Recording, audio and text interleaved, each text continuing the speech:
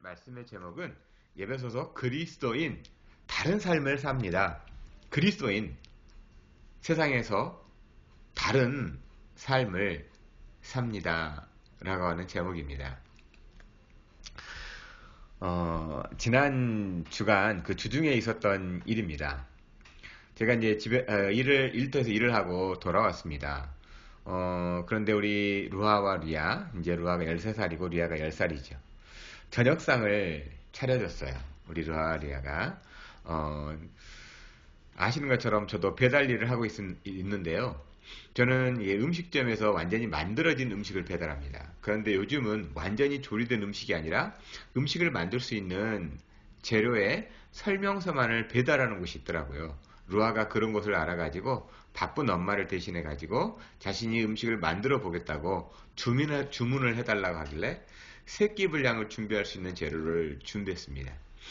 그 재료가 온 날 루아는 본인이 좋아하는 파스타를 손수 조리를 해서 만들었고요. 루아는 돼지고기 요리를 직접 해가지고 직접 상을 차려주는데 이렇게 잘한 아이들이 얼마나 고맙고 감사했는지 모릅니다. 이런 이야기를 이렇게 제가 드리는 것은요, 제가 우리 아이들을 자랑하고 싶어서 이렇게 말씀드리는 게 아니에요. 저녁을 먹고 있는데 이렇게 잘 차려줘서 너무나도 고마운 마음으로 저녁을 먹고 있는데 루아와 리아가 어떤 음식이 더 맛있냐고 묻는 겁니다. 루아가 해준 것이 맛있어요? 리아가 해준 게 맛있어요? 이런 질문을 받으면 여러분은 어떻게 대답하실 것 같아요? 비평가의 입장에서 맛을 평가하시겠습니까?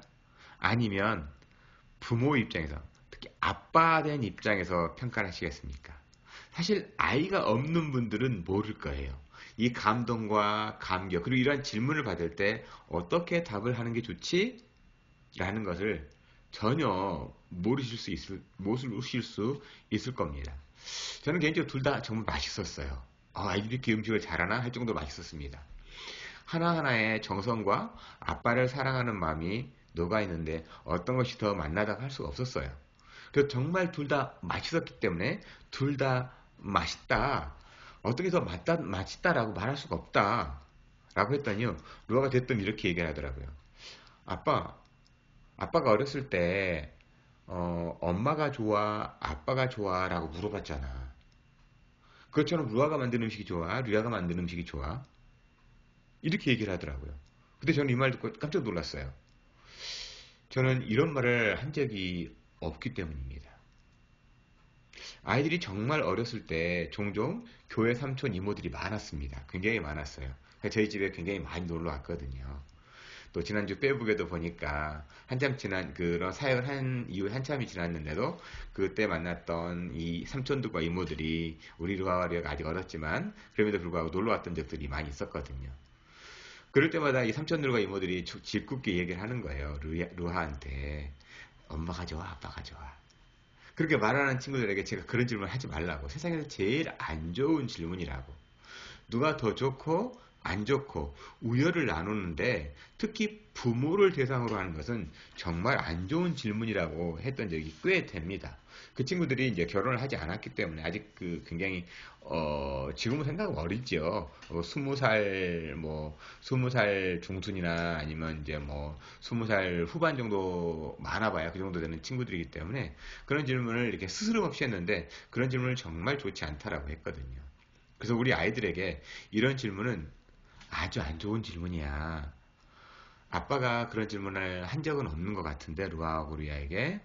그래서 루아의 음식은 이래서 정말 좋고 리아의 음식은 정말 이래서 좋아. 서로 전혀 다른 음식인데 어떤 것이 더 좋냐고 하는 것은 좋지 않다고 이렇게 얘기해 줬습니다.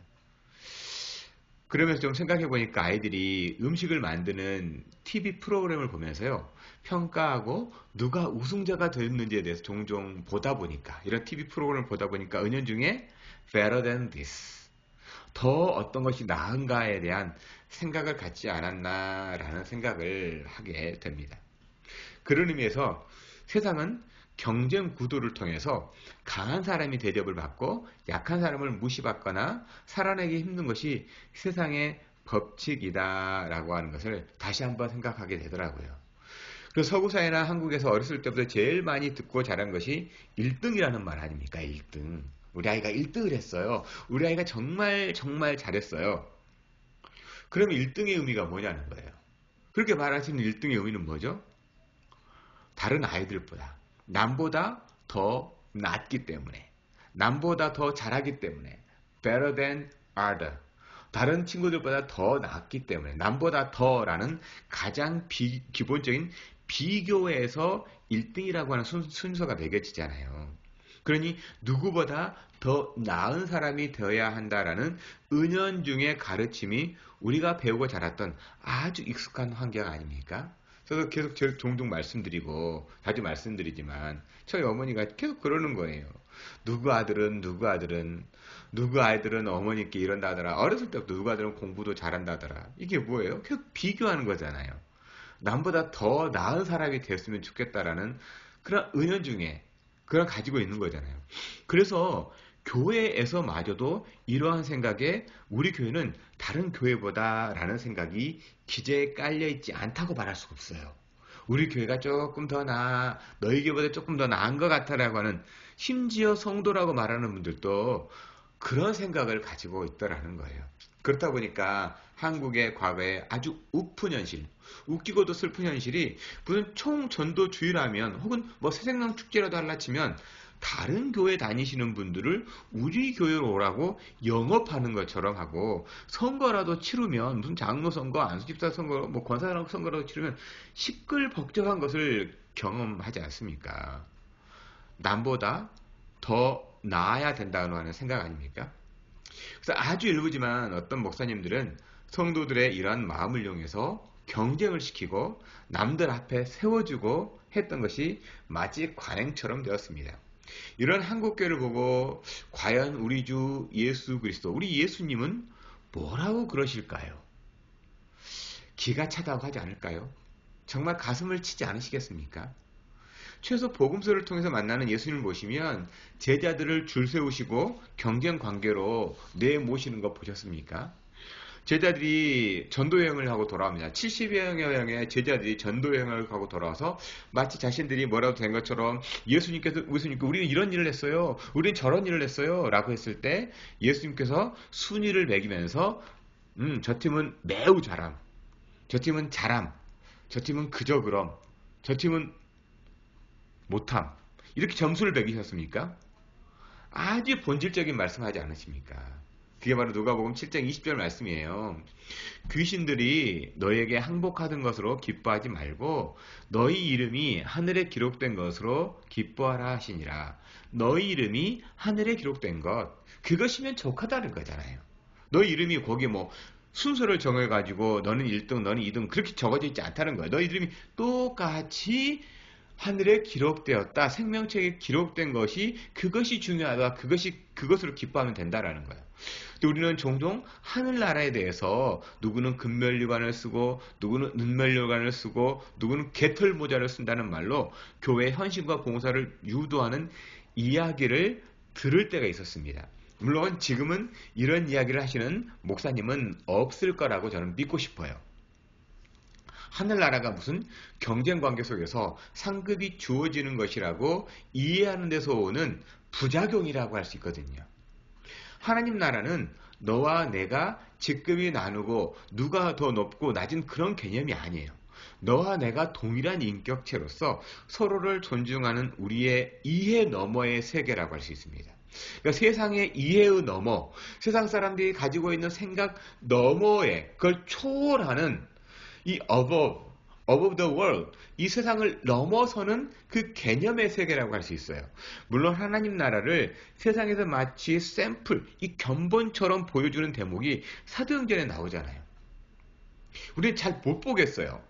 하나님의 나라를 좀 보여주세요 라고 말하면 글쎄 뭘까라고 생각할 수 있는데 그에 대한 아주 중요한 샘플로 나와 있어요. 무슨 화장품 광고처럼 샘플만 써봐도 알아요 라는 것처럼 이 사도행전에 마치 샘플처럼 나와 있는 걸 볼 수 있어요. 그 대표적인 말씀이 사도행전 2장 44절 말씀인데요. 이 말씀이요.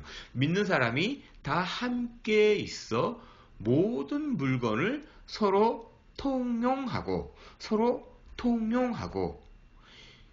통용, common. 이것이 일반적이라는 거죠. 도저히 사람의 상식이나 이해로 해석이 안 되는 상태 아닙니까? 어떻게 해서 내가 이거 번 건데, 내가 어떻게 이걸 마련했는데, 남들보다 더 안 자고, 더 안 먹고, 안 쓰고 모은 것들인데라고 하는 가장 일반적인 생각의 틀을 가졌다면 이것은 한마디로 미친 사람들의 집단일 거예요. 그렇잖아요. 이거 도저히 이해할 수 없는 거잖아요. 그거 모으기 위해서 내가 얼마나 수고하고 했었는데, 응? 그거 하나 갖기 위해서 내가 얼마나 정말 많은 사람들에게, 응? 살짝 거짓말도 하고, 뻥도 튀기면서 내가 번 돈인데, 그거를 어떻게 너와 나 n분의 1로 나누는 것처럼 필요한 사람들이 가지고 가는 것처럼 가질 수 있냐고? 라는 거죠. 세상은 남보다 나은 삶이 되어야 한다는 것이 삶의 미덕이고 가치이죠. 남보다 더 나은 삶을 살아야 합니다. 모든 TV 광고가 그렇지 않습니까? 이거 하나만 있으면 여러분은 다른 사람보다 더 나은 삶을 살 수 있습니다. 라고 하는 그 광고의 가장 기본적인 컨셉 아닙니까? 1등만 살아남는다고 하는 그 온갖 수단을 동원해서 가르치려 들지 않습니까? 그런데 성령이 임한 이후에 과연 1등만 살아남는 것이 세상은 아니라는 것을 이렇게 성경은 말씀하는 거예요. 그리고 그 대표적인 하나님의 나라의 맛보기를 하나님은 지금까지 계속해서 교회를 통해서 증거하고 있습니다. 그러니 말씀을 신뢰하고 하나님의 나라를 누린다는 것은요. 내가 말씀을 신뢰합니다. 하나님의 나라를 누린다는 것은 이걸 거예요. 더 나은 삶을 추구하는 것이 아니라 서로 다름을 인정하는 삶을 추구하는 것이 교회이고 추구하는 사람이 그리스도인이라는 거죠. 서로 다름을 인정해 주는 거예요. 서로 다르다는 것을 추구하는 거예요. 너와 나는 달라. 그걸 추구하는 사람이 그리스도인이에요. 너와 나는 달라. 너와 나는 수준이 달라. 너와 나는 전혀 다른 거야. 난 너와 함께 할 수 없어. 나는 더 나은 삶을 추구해야 하기 때문이야. 이거는 세상이나 똑같은 거예요. 하지만 너와 내가 다르기 때문에 내가 너와 다른 것을 가르기 때문에 우리가 한 몸이 되었어. 손과 발이 어떻게 같습니까? 달라야죠. 저는 다르게 기능을 가져야죠. 그리스도 안에서라면요. 달라야 하는 겁니다. 그래서 서로 다르기 때문에 수준 맞지 않아 함께 못하겠다고 하는 것만큼 비신앙적이고 비성경적인 것도 없는 거예요. 너와 나는 수준이 달라. 너와 나는 전혀 다른 사고를 가지고 있어. 그래서 함께 할 수 없어. 이건 비신앙적이라는 겁니다. 이것이 비성경적인 거예요. 오늘 말씀은 그런 맥락에서 바울 사도가 교회를 향해 강변하는 말씀이에요. 세상의 법칙은 남보다 나음의 삶이 아니라 그리스도인으로서 다름으로 살아야 한다는 눈물의 호소이고 강권하는 이야기거든요. 그리고 오늘 말씀을 전체적으로 나눠본다면 두 가지로 나눠서 기록하는 것을 볼 수가 있습니다. 먼저는 세상은 이렇다는 거예요. 세상은 이렇다는 거예요. 즉 너희는 교회는 이렇다라는 거죠. 오늘 본문에 나온 표현으로 보면 옛사람과 새사람이라는 거예요. 옛사람의 방식과 새사람의 방식을 얘기하고 있는 거고 세상은 이렇게 우리를 유혹하거나 세상은 우리를 이렇게 이끌어간다 말하지만 교회는 이렇다. 예수 그리스도는 우리에게 이렇게 가르쳤다라는 걸 말씀합니다. 그래서 먼저 17절을 보면 그러므로 내가 이것을 말하며 주 안에서 증언하노니 이제부터 너희는 이방인이 그 마음에 허망한 것으로 행함같이 행하지 말라. 이 말씀에서 너희는 이라고 말할 때 너희는 누구일까요? 작게는 에베소 교회지만 보다 좀 넓게 본다면 이 말씀을 읽고 있는 모든 세대예요. 그 사람들로 구성된 교회입니다. 저와 여러분 교회예요. 바로 너와 나 우리 모두입니다. 그렇다면 너희는 누구일까요? 그렇다면 너희는과 반대되는 사람이 누구일까요? 너희와 반대되는 사람은 이방인이죠. 이방인. 단순히 이 성경이 기록될 당시에 이스라엘을 제외한 나머지 그 모든 사람을 의미한다기보다는 그리스도인이 아닌 모든 사람이 이방인이라는 겁니다. 그 사람이 유대인이 되었던 헬라인이 되었던 야만인이든 뭐 공부를 했건 많이 못했건 예수 그리스도께서 만나주지 않았다면 그 사람 모두 다 이방인이다라는 거예요. 근데 그 이방인의 특징이 뭐라고요? 그 이방인의 특징이 뭐라고 되어 있습니까? 그 마음에 허망한 것으로 행함같이. 그 마음에 허망한 것으로 행함같이. 조금 바꿔 말한다면 세상에서 남보다 더 나은 삶을 최고의 미덕으로 알고 이를 위해서 죽을 만큼 열심히 살아가는 인생. 근데 그것이 허망한 것이라는 거예요. 열심히 살아요. 열심히 살아. 정말 열심히 살지만 그것이 허망한 거라는 거예요. 저는 이것을 이 허망하다라고 할 때 이 열심에 대해서 늘 생각나는 그러한 연상되는 하나의 장면이 있어요. 이게 물리학에서 보면요. 물리학 그 법칙에서 물리학에서 보면 이 운동량을 계산할 때 보면 거리라는 게 나오거든요. 그래서 내가 얼마만큼 열심히 일을 했는데 열심히 제자리에서 뛰고 있으면 그 운동량은 제로예요, 제로. 운동이 안 되는 거예요. 거리를 가야 되거든요. 움직여야 돼요. 물건을 열심히 오르락내리락 들고 열심히 막 땀을 뻘뻘 흘리고 난 진짜 열심히 했어요. 근데 아무런 변화가 없잖아요. 나만 정말 죽으라고 열심히 했죠. 허망함으로 행함이 바로 이런 거예요. 열심히 뭔가를 했는데 아무것도 변화가 되지 않는 거예요. 이것이 바로 세상이 말하고 있는 거예요. 세상이 말하고 있는 열심이라는 거죠. 그러면서 18절과 19절에서 왜 허망한 것인지에 대해서 열거를 하는데요. 이거예요. 그들의 총명이 어두워지고 그들 가운데 있는 무지함과 그들의 마음이 굳어짐으로 말미암아 하나님의 생명에서 떠나 있도다. 그들이 감각 없는 자가 되어 자신을 방탕에 방임하여 모든 더러운 것을 욕심으로 행하되. 총명이 어두워졌다라는 거예요. 이 총명이 어두워졌다라고 하는 이 부분을 좀 이미지네이션을 해보면요. 이 어두워졌다라고 하는 부분을 이미지네이션을 보면 창세기를 시작하면서요. 세상이 창조가 되기 전에 창세기 1장 2절에 보면 땅이 혼돈하고 공허하며 흑암이 어두워짐이 깊음 위에 있고, 마치 하나님의 질서가 임하기 전에 이 케이어스의 상태, 즉 혼돈의 상태라는 겁니다. 아직도 어두운 밤인가 봐. 그 밤의 상태라기보다는요, 이 혼돈의 상태예요. 총명이 어두워진 상태라는 겁니다. 그게. 그러니까 일종의 방황하고 있는 인생이라는 거죠. 질서가 없는 인생이에요. 이것은 범죄한 이후에 옛사람의 원형입니다. 그래서 유명한 소설인 이 파우스트, 괴테가 거기서 이렇게 이야기하죠. 인간은 노력하는 한 방황한다. 이 파우스트의 거의 끝부분에 인간은 노력하는 한 방황한다라고 말합니다. 사실 범죄한 인간의 본질은 방황이 아닐까. 누군가의 내 이름을 불러주기 전까지 끝없이 자기 자신에 대한 탐구, 즉 자기가 누구인지도 잘 모르는 존재가 사람이라는 거예요. 내가 누구인지도 모르는데 그러면 다른 사람에 대해서, 다른 어떤 것에 대해서 정의를 내릴 수가 있겠습니까? 어두워졌다라는 거예요. 거기다가 마음이 굳어짐이라고 말합니다. 마음이 굳어졌다. 이 말은 단순히 비양심적이다 혹은 도덕적이거나 윤리적이다라고 하는, 윤리적이 못하다는 의미가 아닙니다. 이와 같은 단어가 사용되는 것이 마가복음 3장에 등장합니다. 그러니까 이 마음이 굳어졌다라는 단어와 동일한 단어가 원어로 뭐냐면 마가복음 3장에 등장을 하는데, 마가복음 3장을 시작하면서 예수님께서 안식일에 회당에 가십니다. 근데 거기에 가니까 손 마른 사람이 앉아 있는 거예요. 이때 사람들과 예수님의 확연하는 차이가 나는 장면이 바로 이 손 마른 사람을 향한 태도예요. 그들의 마음이라는 거죠. attitude 그리고 heart, 마음입니다. 이때 예수님은 손 마른 사람을 향해서 일어나고 말씀합니다. 그러면서 사람들 향해서 이렇게 얘기하는 거예요. 손 마른 사람들, 안식일을 딱 가서 보니까 예수님이 그 손 마른 사람이 보이는 거예요. 그래서 그 사람을 향해서 일어나라고 말합니다. 그러면서 예수님께서 거기에 있는 사람들 향해서 하시는 말씀이 마가복음 3장 4절에 이렇게 얘기하죠.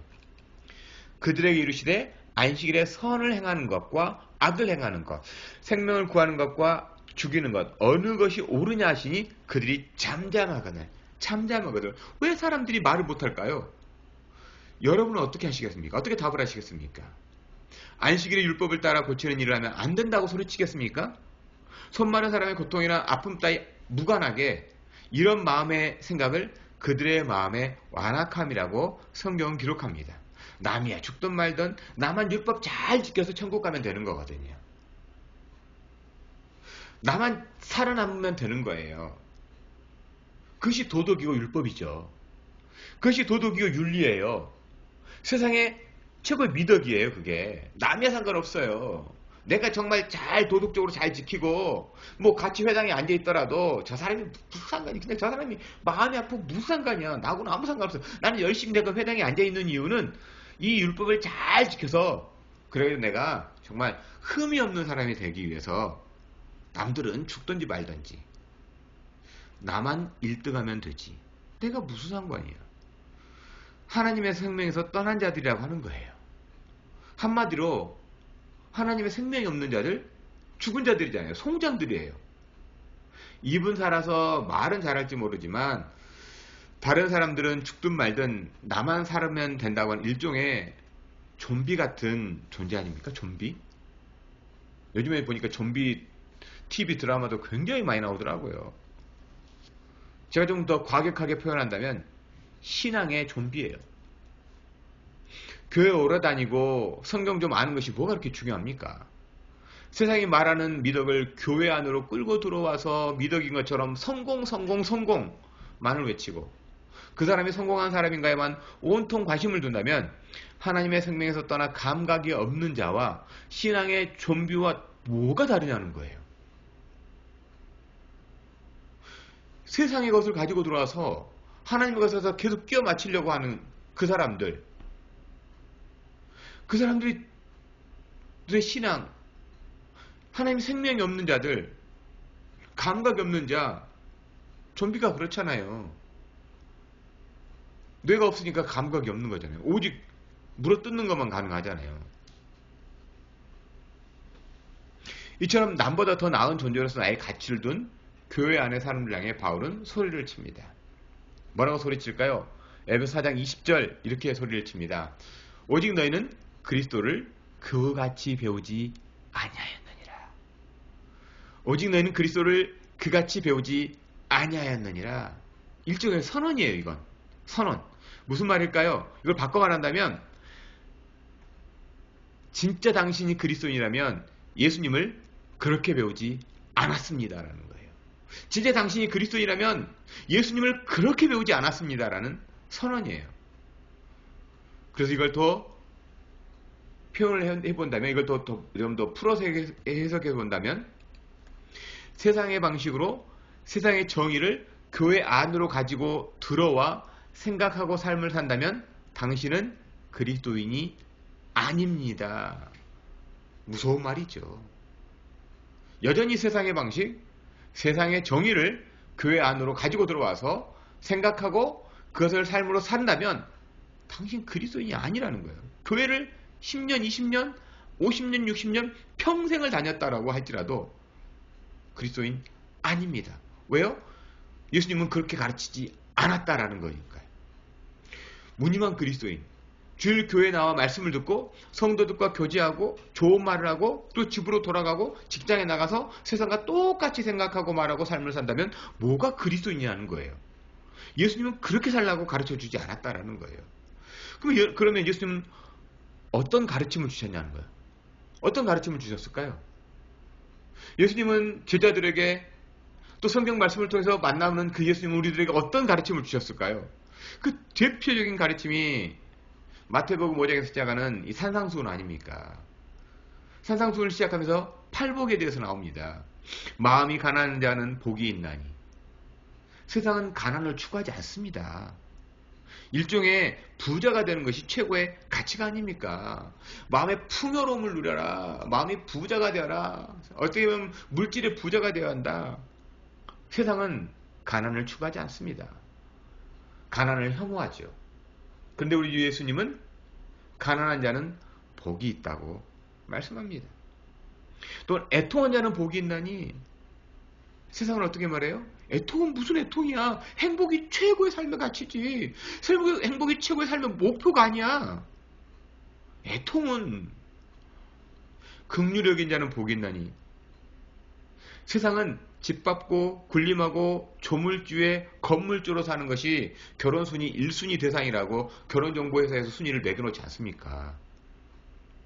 의를 위해 핍박받는 자는 복이 있나니? 웃긴 소리라고 말하는 것이 세상 아닙니까?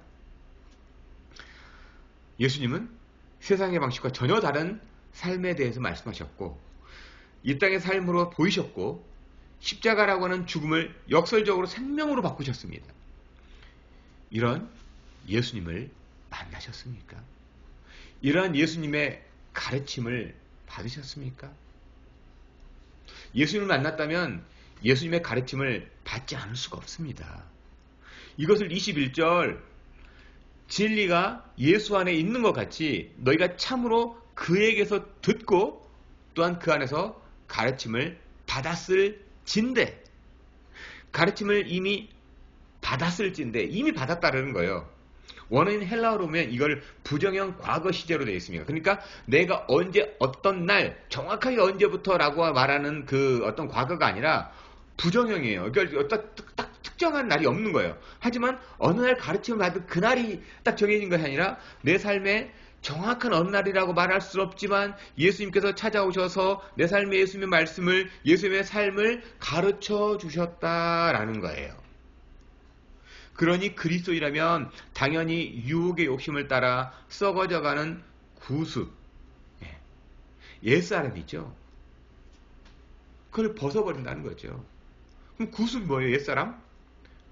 보다 더 나음을 추구하는 세상적 가치. 그것을 옷 입고서 열심히 달려가는 옛사람이요. 보다 더 나음의 가치. 내 아이는 남들보다 달라요. 제가 아주 어렸을 때 본 분유 광고거든요. 최초의 그 좀 프리미엄 분유가 나왔는데 그때 유명한 그 아나운서였나 누가 여자분이 나와가지고 내 아이는 다르니까요 라고 했던 광고가 늘 생각합니다. 내 아이는 보다 더 나은 삶을, 너희들보다 더 나은 삶을 사는 아이야. 너희들하고는 달라. 그래서 바로 세상적 가치를 잊고 달려가는 옛사람, 그걸 벗어버린 사람이라는 거예요. 그리스도인이요. 그런데 말입니다.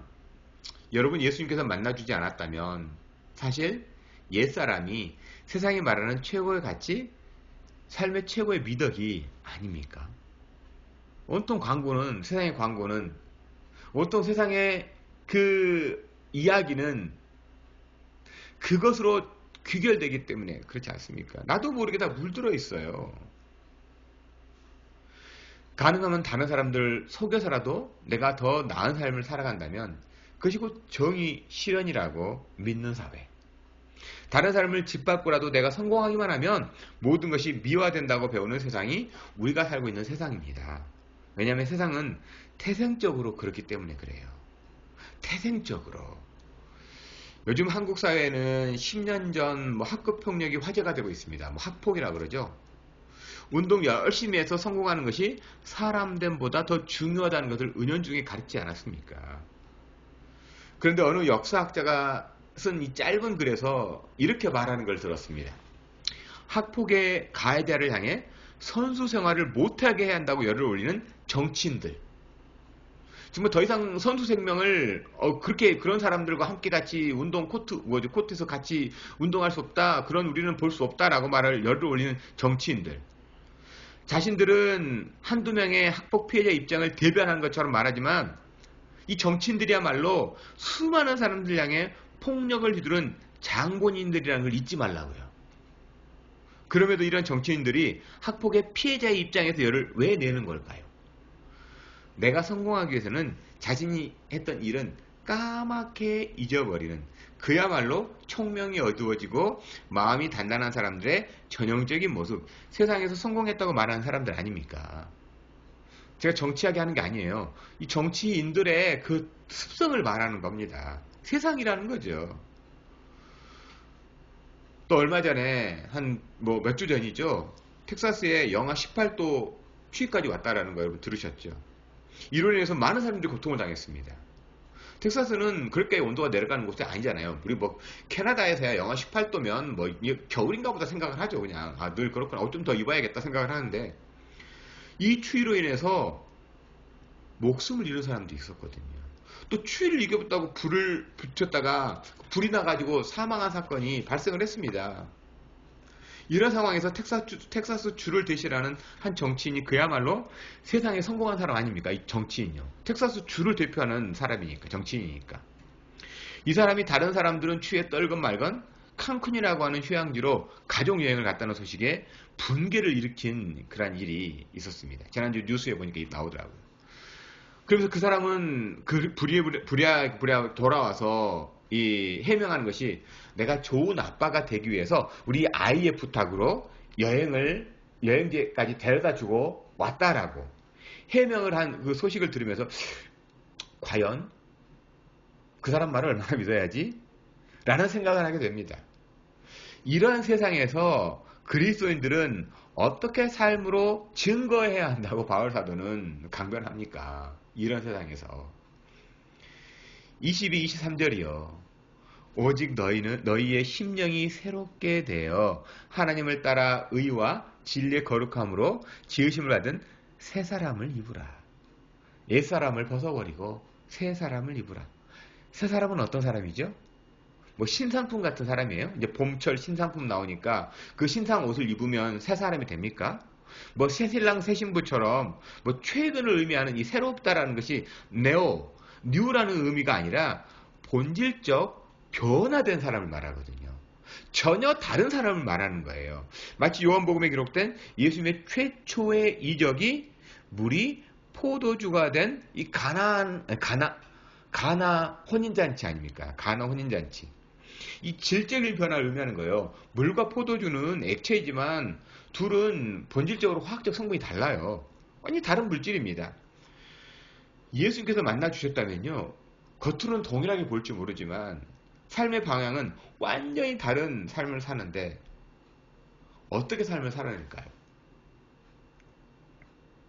예수님께서 만나준 사람이요. 예수님께서 가르쳐준 사람들, 예수님의 가르침을 받은 사람들은 전혀 다른 삶을 산다니까요. 어떻게 삶을 살까요?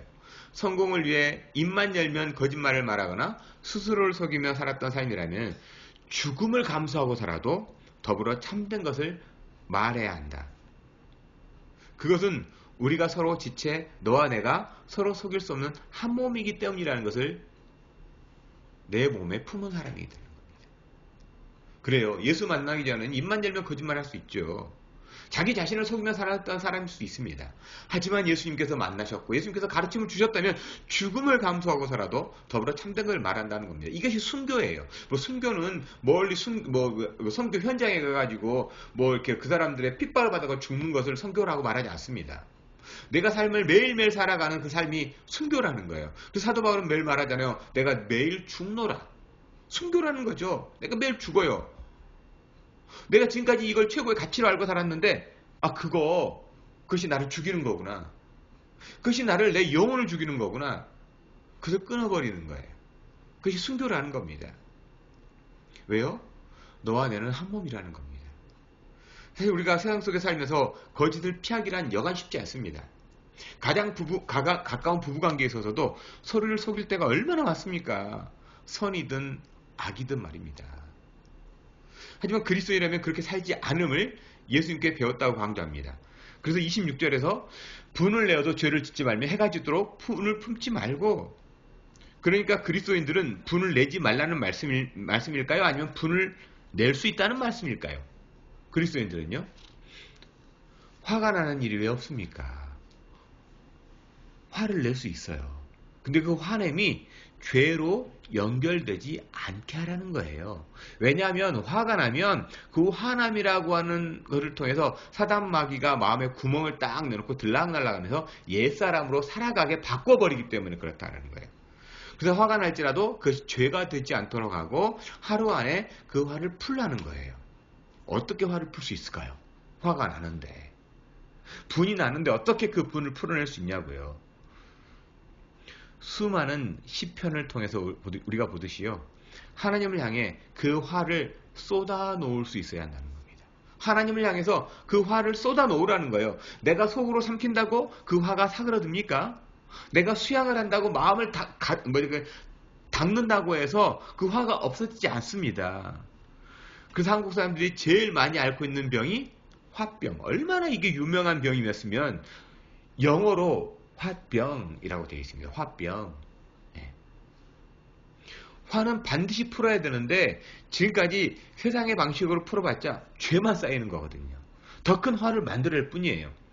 이것을 예수님은 내 멍에를 메고 내게 배우라고 우리를 초청하고 가르쳐 주셨어요. 그럼에도 우리는 왜 배운 대로 살지 못할까요? 왜 성경의 말씀으로 살아버리고 그렇게 이해를 쓰지만 쉽지 않을까요? 왜요? 우리는 알겠는데 화를 품고 싶지 않는데 정말 오늘 그만 이제 그 화를 풀어버리고 싶은데 왜 화가 계속해서 내 가슴 속에 한켠에 계속해서 레고 블록 사이드 쌓여가는 걸까요? 왜요? 예수님께서 이미 말씀해 주셨습니다. 너의 멍에를 메고 배우려고 하기 때문이다. 네 멍에를 메고 배우려 하기 때문에. 지금까지 살던 방식, 그 방식을 고수하면서 세상이 가르쳐준 그 방식을 동경하면서 예수님을 배우려고 하는 이 아이러니 때문이라는 거예요. 그 대표적인 교회가 미국과 한국 교회가 아닐까요? 애쓰면 쓸수록 더 문제만 일으키는 것 같아요. 교회가 더 정화대 운동을 일으켜보려고 막 더 애를 쓰면 쓸수록 더 욕을 먹는 것 같고 오히려 세상을 향해 지탄의 대상이 되는 것 같고 세상에 근심 걱정거리가 되는 것 같습니다. 마치 맑은 웅덩이가 있어서 맨발로 툭 들어갔더니 어떤 일이 발생합니까? 밟자마자 뿌연 흙탕물들이 일어나잖아요. 그러면 내가 그 물을 맑게 해보겠다고 이리저리 뛰고 손으로 휘저으면 온통 흙탕물을 만들지 않습니까? 어떻게 하면 그 흙탕물 다시 맑은 물로 만들 수가 있을까요? 들어갔다면 그 자리에 가만히 있으면 저절로 맑아져요. 내가 뭔가 해보겠다고 설치면 설칠수록 이 허망한 열심을 가지고서 계속해서 방황하면 할수록 열심을 내면 낼수록 혼탁해지는 것처럼 하나님의 성령을 근심하게 하지 말고 성령께서 일하시도록 나를 내어 맡기는 거예요. 우리가 교회가 된다는 것이 바로 내가 무슨 일을 하라고 교회가 된 것이 아니라 나를 가장 잘하시고 내 쓰임을 가장 잘하시는 하나님께서 성령을 통해 말씀하시면 그 일을 감당하면 되는 거예요. 근데 자신이 감당해 보겠다고 이리 뛰고 저리 뛰니까 문제만 일으키는 거 아닙니까? 어제 저는 개인적으로 누군가를 만났습니다. 뭐 누구라고 말하기가 참 어려워요. 너무나 좀 이렇게 알 수 있는 사람이기 때문에 그렇습니다. 그래서 그 교회에서 일하는 것에 대해 정말 많이 고민하고 어떤 일을 감당했다고 하는데 어떤 그 직책을 맡았다고 하는데 얼마나 귀한 사람인지 얼마나 귀한 형제인지 알게 되었습니다. 우리는 종종 어떤 일을 감당할 때요 고민하기보다는 내가 그 일을 하면 어떻게 될까? 다른 사람들이 나를 어떻게 보지? 혹은 내가 어떤 직분을 받는데 좋을까? 내가 혹시나 뭐 안수집사가 되는데 장로가 되는데 내가 권사가 되는데 이런 일을 하면 많은 사람들이 조금 나를 보고서 좋아하지 않을까? 남보다 더 나은 그러한 직분을 받는다고 생각하지 않을까? 그렇게들 생각하는 분들이 많아요. Better than you. Better than you. 하지만요, 그 형제의 고민은 이거였어요. 내가 그 일을 감당할 수가 있을까? 과연 그 일을 감당함으로 내 삶과 일터의 균형을 맞출 수가 있을까에 대한 고민을 했다는 거예요. 교회에서 맡겨진 그 일이 굉장히 큰 일이거든요. 굉장히 좀 큰 일이에요. 큰 교회에서 어떤 큰 부서 중에 하나예요. 근데 그 친구가 고민했다는 것이 다른 게 아니에요. 일터와 내 삶의 균형을 맞추는 거예요. 그런 고민을 했다는 것에 대해서 참 귀한 친구다. 내가 오랫동안 알고 있지만 참 귀한 형제라는 생각이 들었습니다. 같은 고민을 해도 전혀 다른 고민이에요. 그래서 고민 없이 어떤 일을 맡는 것보다 그런 고민은 100번을 더해도 좋다고 정말 잘한 결정이라고 했습니다. 정말 잘했다. 그런 고민 없이 하는 사람들도 많고 또한 전혀 다른 고민으로 고민하는 사람도 많다.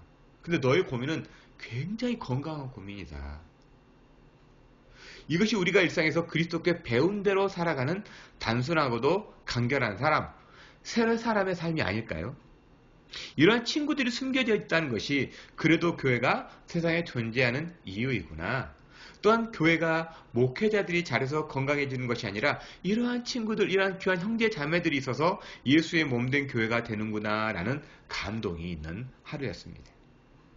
그런 의미에서요, 교회는 성공한 목회자 몇 명으로 세상의 빛과 소금의 역할을 감당하는 것이 아니라요, 재미없고 동일한 이야기를 계속해서 반복하고 또 반복할지라도 맡겨진 자리에서 묵묵히 감당하는 그 목사님들, 고민하고 기도하고 성령의 인도하심을 받은 수많은 그리스도인들, 우리 성도님들, 장로님들, 안수집사님들, 권사님들, 또한 우리 형제 자매들, 그런 분들로 인해 교회는 하나님의 나라를 힘있게 지금도 증거하고 있다고 하는 것을 순간순간 발견하는 한 주간입니다. 말씀을 묵상하면서 그래, 교회는 많은 사람들의 지탄의 대상이 되고 있고 손가락질의 대상이 되고 있지만 그렇게 묵묵히, 그렇게 조용히 많은 사람들이 재미없다고 말하지만 그 자리를 묵묵히 지키고 있는 그분들로 인해서 그래, 하나님의 나라는 지금도 힘있게 증거되고 있지. 저와 여러분, 그래서 힘이 나더라고요. 조용하면 힘이 나는 거예요. 크고 많은 게 중요한 것이 아니라 묵묵히 그걸 지켜내고 있다는 거죠. 재미가 없고 동일한 말 하는 것 같고 동일한 메시지가 있는 것 같고 내가 더 나은 그러한 성도로 발전하지 못하는 것 같고 그런 거 있는 것 같지만 아니요. 그 세상적인 가치관이에요. 우리는 서로 다르기 때문에 동일한 메시지 속에서도 서로 다름을 계속해서 발견할 수 있다면 그것이 바로 그리스도인이라는 거예요. 그것이 바로 그리스도께서 가르쳐준 대로 살아가는 삶이라는 거예요. 그런 의미에서 우리는 오늘 또 새 사람을 입은 존재로서 있는 그곳에서 부르심에 합당한 삶을 살아내는 거룩한 예수의 사람이 예수께 배운 그리스도로 살아내기를 저는 소망합니다. 우리가 그리스도께로 배운 대로 삶을 사는 것이 바로 그거예요. 우리가 음식점처럼 매일 새로운 음식을 만들어내는 사람이 아니잖아요. 우리 부모님들처럼 통일한 밥을 계속해서 먹일지라도 그것이 사랑과 또한 기도와 정성을 가지고 먹이는 밥이라면 그것이 우리를 영양가 있게 하고 자라가게 하고 튼실하게 하고 하는 것처럼 그것이 우리의 신앙생활인 것처럼 우리는 그것에 대한 고마움과 감사함을 잊지 않았으면 좋겠습니다. 우리는 익숙하다 보면요, 그것의 가치를 잃어버려요. 그렇지만 그 익숙함에 대해서 우리가 계속해서 새롭게 바라볼 수 있는 것은 다름을 추구할 때, 우리가 계속해서 다르구나라고 하는 것을 받아들일 때, 그랬을 때 우리는 익숙함을 벗어나서 매일 새로운 삶으로서 새 사람을 잇는 거룩한 그리스도인 될 줄을 저는 확신합니다. 그것이 바로 교회이고요. 그것이 바로 성도의 가정입니다. 여러분, 저와 여러분, 우리의 가정이 이렇게 새 사람으로 옷을 입고 여전히 확장되고 있는 하나님의 나라에서 거룩하게 쓰임을 받는 저와 여러분 되기를 주님의 이름으로 축원드립니다.